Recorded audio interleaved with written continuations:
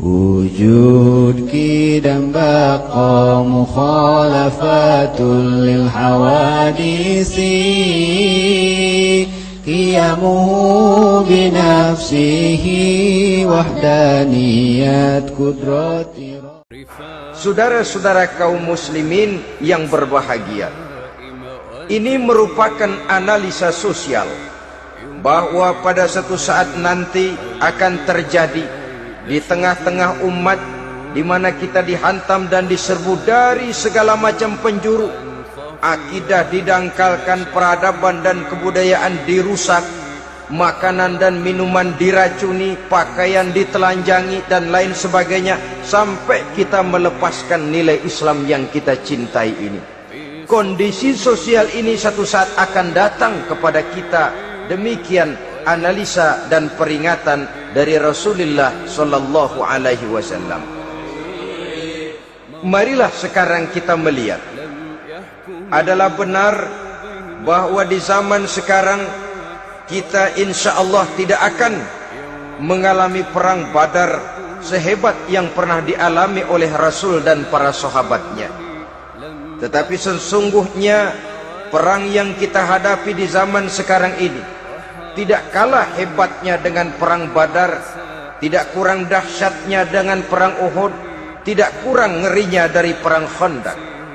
Hanya saja yang kita hadapi sekarang ini bukan ujung pedang, bukan ujung tombak, bukan ujung panah. Yang kita hadapi sekarang ini adalah perang akidah, perang ideologi, perang mempertahankan keyakinan. Yang kalau kita kalah sekarang, kita memang masih beragama, tetapi anak kita, cucu kita, generasi yang akan hidup 5, 10, 20, 30 tahun yang akan datang, wallahu a'lam bissawab. Islam, saudara-saudaraku, tidak mungkin hilang dari dunia, tetapi tidak mustahil Islam gulung tikar dari desa kita. Tidak mustahil Islam gulung tikar dari kampung dan kota kita, jikalau kita tidak menjaganya, jikalau kita tidak memeliharanya, bahkan jikalau kita tidak mewariskannya kepada anak-anak kita, generasi yang akan datang. Marilah kita mengingat sejenak bagaimana Islam di Spanyol yang pernah jaya, pernah mewarnai daratan Eropa, dan yang sekarang hanya sekedar tinggal ceritanya saja.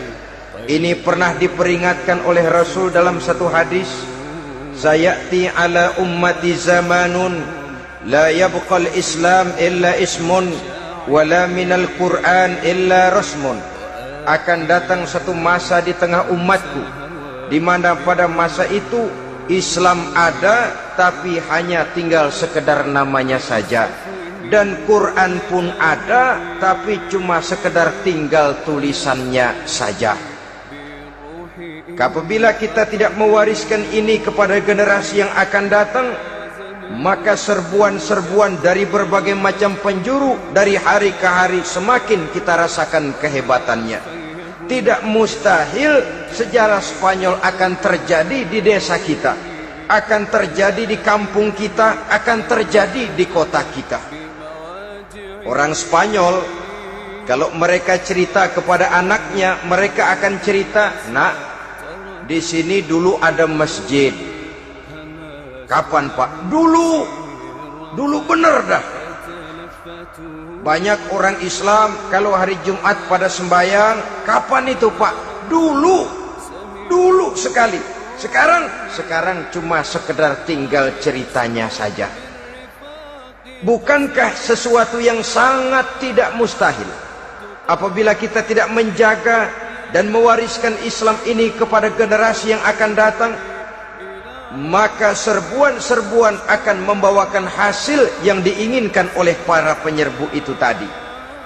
Kita sudah menjadi umat yang mayoritas, tetapi umat yang mayoritas ini menurut Rasul dikepung sedemikian rupa, akidahnya didangkalkan, peradaban dan kebudayaannya ditekan sedemikian rupa, kehidupan sosialnya dibuat individualis, kemudian dari segi pergaulan, pakaian, makanan, minuman dan sebagainya diracuni, sampai dia tidak lagi berpegang teguh kepada agamanya. Dan dikala itu hilang kehebatan umat ini di mata musuh-musuhnya. Orang lain memandang kita ringan saja, enteng saja, satu umat yang sudah kehilangan wibawa.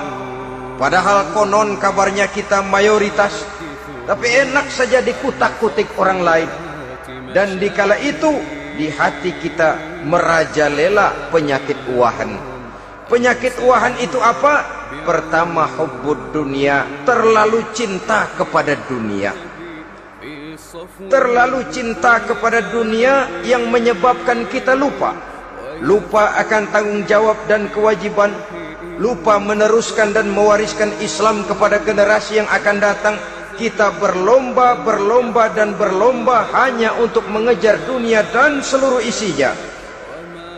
Baik dia bernama material, baik dia bernama seksual, baik dia bernama pangkat, jabatan dan kedudukan, berlomba-lomba kita di dalamnya.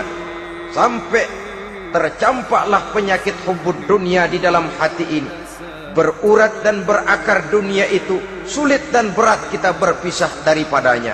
Akibatnya kemauan untuk berbuat demi dan atas nama agama sangat sulit terwujud di dalam kehidupan ini. Yang kedua, karahiyatul maut, terlalu takut kepada mati. Baik mati ajal, mati dalam artian yang sebenarnya, baik mati usahanya, baik mati karirnya, baik mati pangkat dan jabatannya. Sehingga dengan demikian akibatnya jatuhlah kita menjadi umat yang kehilangan wibawa di mata orang lain. Saudara-saudara kaum muslimin rahimakumullah, saya katakan tadi, perang yang kita hadapi di zaman sekarang adalah perang akidah. Perang menghadapi peradaban dan kebudayaan yang menghancurkan moral daripada anak-anak kita. Perang menghadapi banjirnya maksiat dan munkarat. Yang di tengah-tengah itu, di samping berkewajiban menjaga diri dan keluarga, kita pun juga berkewajiban menjaga anak-anak kita, generasi yang akan datang, mengarahkan dan mendidik mereka sesuai dengan yang dikehendaki oleh Allah Subhanahu wa ta'ala.